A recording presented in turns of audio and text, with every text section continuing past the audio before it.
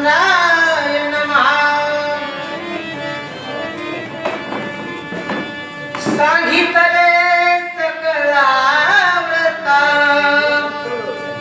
तू तपसते जाती विख्यात जाणी माझे मनोगत शीघ्र करार्थ साधावा. हॅलो, महिला आणि पुरुषांना एक नम्र सूचना आहे. शौचालयासाठी सभागृहाच्या पाठीमागं जाणे. इतर ठिकाणी कुठेही जाऊ नका. इकडं पाठीमागं शौचालयाची व्यवस्था केलेली आहे आणि इकडे पाण्याचं टँकर सुद्धा ठेवलेले आहे पाय धुवायला. बाकी कुणीकडे कुणी जाऊ नका. इकडं जा, आपल्या इथं बांधलेलं आहे शौचालयात. प्रभू रामचंद्र भगवान की जय. हनुमंतजी त्या ठिकाणी काल नेमीला बसता. मी विशेष अशा कार्याने आलेलो आहे, त्यामुळे मला वेळेचं बंधन आहे. तुझी माझी पूजा मांडलीस ना, ती मला स्वीकार आहे, मनाने स्वीकार केली मी, पण मी त्याचा आस्वाद घेऊ शकत नाही. मग काय घडलं ते ऐका. आय विलंब न करावा सर्वता माझे हरी औषधी सांगाव्या समजता. जय श्रीराम. भास्कर उद्या न येता मज तत्व सागर असे. जाणे असे एका वाक्यात हनुमंत सांगितलं त्या ठिकाणी, मला तुम्ही आठवण करू नका. आठवा बरं का, मी माझ्या स्वामीच्या कार्यासाठी आलेलो आहे. आणि तुम्हाला जर माहिती असेल ना, ज्या औषधीची यादी माझ्याकडे, त्या तुम्ही देता तर द्या, नसता त्याने मला रोखू नका, असे हनुमंतजी बोलतात.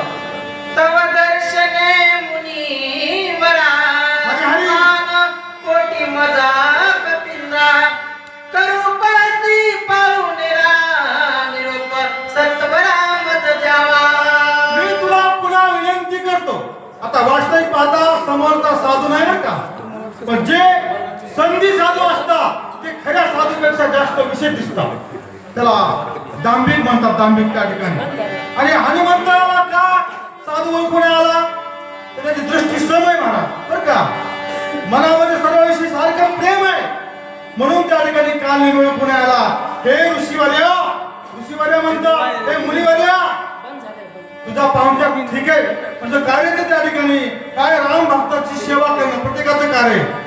हा, तुम्हाला ओळखलं, रामाची कथाही श्रवण केली, तू राम भक्त मी राम भक्त. असं जरी असलं तरी मी विशेष कामाला निघलोय त्या ठिकाणी, म्हणून तुझा पाहुणचार मी घेऊ शकत नाही, मला क्षमा करा. ते झालं एकदम विनम्र बोललं बरं का. जरी आपल्याला एखाद्या घरी जेवायचं नसेल त्याला म्हणतो माफी करा, क्षमा असू द्या, आम्हाला जेवायचं असं म्हणलं की पुन्हा पुढे झाली तरी.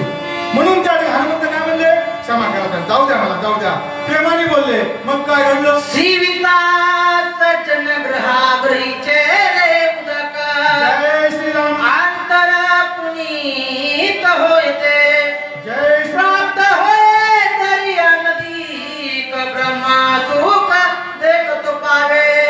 या ठिकाणी नाथ महाराजांनी गावाच्या मुखातून बरं का सुंदर अशी ओळी टाकली बरं का. सज्जनाच्या घरचे अन्न बरेच घाई मागून, तुम्ही ऐकलं त्या ठिकाणी, त्यामध्ये पावर असते म्हणा, पावर बरं का. दुसऱ्याच्या घरच्या अन्नामध्ये पावर असते, पण ती कोणती. एका साधूने चोराचं अन्न खाल्लं तर ते त्याच्या घरात कुठलं चून आणलं. चोराचं अन्न खाल्लं चोराचं, त्याचं अन्न होतं म्हणून बरं का. अन्नाचा परिणाम फार विशेष गोष्ट सांगितली त्या ठिकाणी. जर कष्टाचं अन्न खाल्लं ना, कष्टाने वाढलं त्या ठिकाणी, त्याचा परिणाम आपल्या शरीरावर चांगला होतो. आणि दुष्टाचं अन्न खाल्लं त्याचाही परिणाम होतो त्या ठिकाणी. म्हणून खाताना कुठे बी खाऊ नये, काही खाऊ नये, कसं खाऊ नये, हा महत्वाचा नियम आहे. तरी सात्विकता निर्माण होते सत्याच्या अन्नाने, आणि दुर्जनाच्या अन्नाने त्या ठिकाणी तो मगून वाहतो. तुका म्हणे येथे सत्वाचे सामर्थ्य करावा परमार्थ आहारनिशी. सत्व गुण जर वाढवायचा असेल तर सज्जनाच्या घरचं अन्न खाल्लं पाहिजे, असा संदेश या ठिकाणी देतात. सज्जनाच्या घरचे अन्न घ्यावे बरेची मागून. जय श्रीराम. नाही तरी रे आपण जीवन तरी मागावे. प्रसाद आहे तो, अमृत आहे ते. कुणाच्या घरचं अन्न, सज्जनाच्या घरचं अन्न त्या ठिकाणी. जर तुझं अन्न नसेल ना, पाणी तरी प्यावं. कुणासाठी जर काही होत असेल आपल्यामध्ये बदल हवा तर आपल्यामध्ये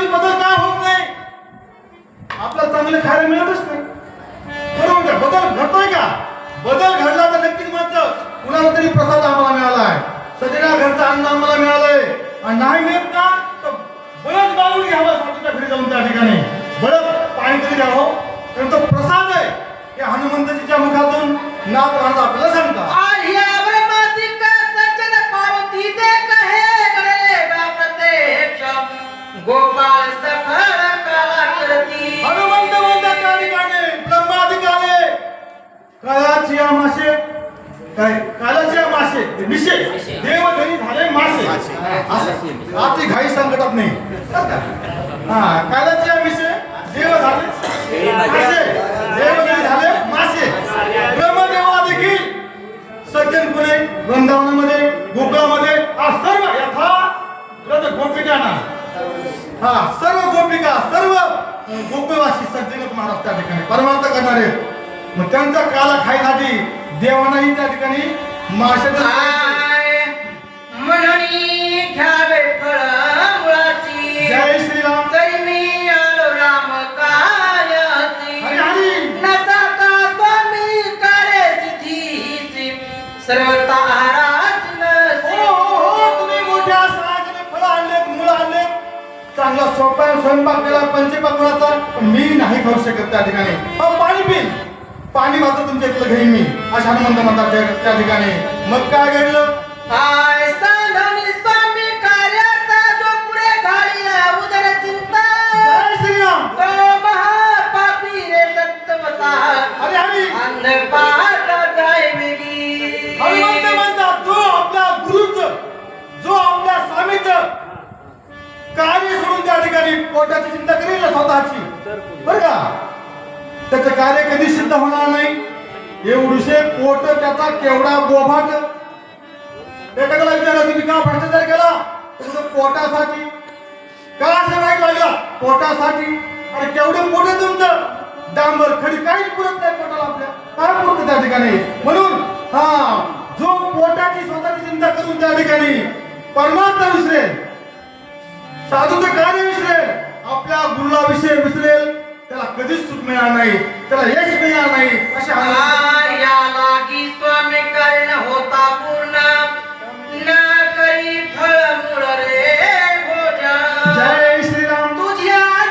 लागी गान हरी हरी मान करीना म्हणून हो साधू महाराज मला माझ्या आधी गुरुचं काम पूर्ण करायचंय साधूचं काम पूर्ण करायचंय माझ्या स्वामी म्हणजे रामाचं काम पूर्ण करायचंय ते झाल्याशिवाय मी नाही काही ग्रहण करू शकत ऐकणी कपीच्या वचनाती राक्षस सुखावला मानसी जय श्रीराम अनायासी पागल प्रीतीसी सरोवरकास प्रासिता कपटीच त्या ठिकाणी तुम्ही नका काय खाय नाही हो आपल्या घरचं पण हे पाणी पिऊन म्हणलंय ना हा म्हणजे येतो तरी गंमत म्हणजे फुकट मारण म्हणले त्या ठिकाणी आपला कष्ट करायची गरज पडणार नाही पण जिथं मी याला पाठवणार आहे ना तिथं आधीच मृत्यू काळे काळ मगरीच्या रूपामध्ये तो ह्याला सोडणार नाही फुकट मारायला म्हणले बरं झालं म्हणले पुढं काय मार्ग दाखवतात तो ऐका आयसा निचे मानोनी पूर्ण जय श्रीराम बोले कपिसी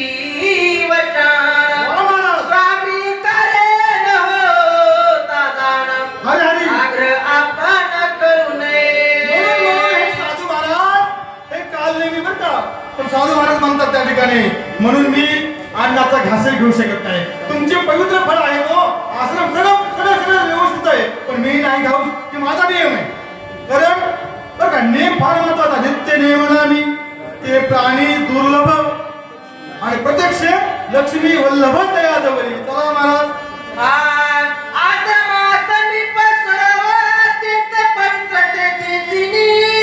हरी हरी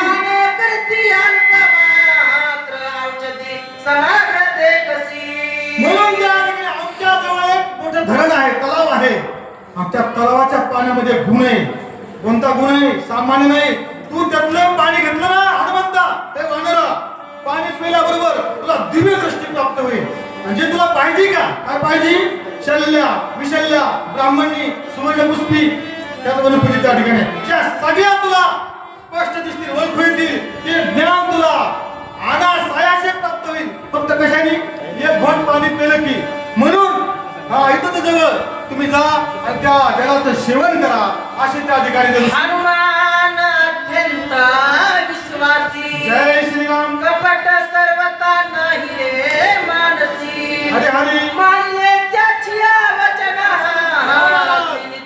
मानसी कठीणात जे साधू असतात ते सरळ असतात त्या ठिकाणी अंत करणारे निष्कपट असतात आणि जे निष्कपट असतात तेच साधू असतात म्हणून त्या ठिकाणी कुणाच्या मनात ते म्हणतात की सगळं जग सारखंच आहे हा म्हणून त्याच्या शब्दावर विश्वास ठेवला काय ठेवला माहिती का दाढी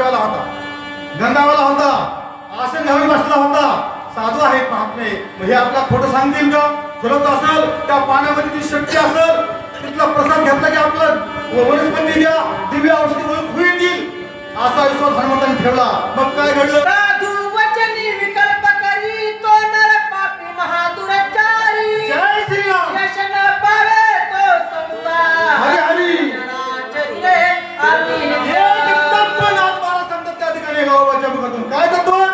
जो साधूच्या शब्दाला विश्वास ठेवणार नाही त्याच्या जन्मात सुख मिळणार नाही त्याला, बरं का? आता काही करू द्या त्या ठिकाणी, नाना साधनाच्या केल्या खटपटा, पण साधूवर जर विश्वास नसेल तर न पवे त्याच्या दारवंटा. त्या परमार्थाची भगवंताची प्राप्ती होणार नाही, थोडक्यात सुख मिळणार नाही. म्हणून संतावर, ग्रंथावर आणि पंथावर विश्वास ठेवला पाहिजे महाराज त्या ठिकाणी, बरं का? विश्वासी तो करी स्वामीवरी सत्ता. चला महाराज पुढे. आयशे आणि छे करोनी पूर्ण हरी हरी. माननी ऋषीचे वचन. जय श्रीराम. मगदृष्टी सरोवर लक्षुना वामन. उदकपान करुवाला. रामचंद्र भगवान की जय. असा त्या भोंदू साधूवर अर्थात कालनेमीवर विश्वास ठेवला आणि हनुमंतजी डायरेक्ट उड्डाण करून कुठे आले? ज्या ठिकाणी ती शापित विद्युन्माली नावाची अप्सरा होती, बरं का, त्या तलावाकडे आले. चला महाराज. यानंतर वाचण्याकरता तुकाराम महाराज दरेकर आणि अर्थ सांगण्याकरता उगले सर. चला. रामचंद्र भगवान पवन सुत हनुमान शांती ब्रह्म एकनाथ महाराज की जय.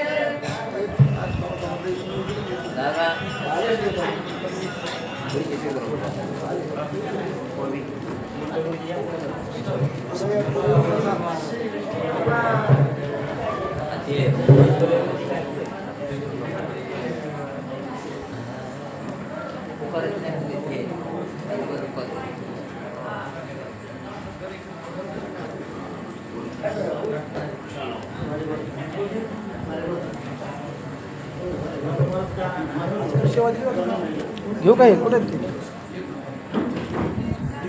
काढता येत नाही. हां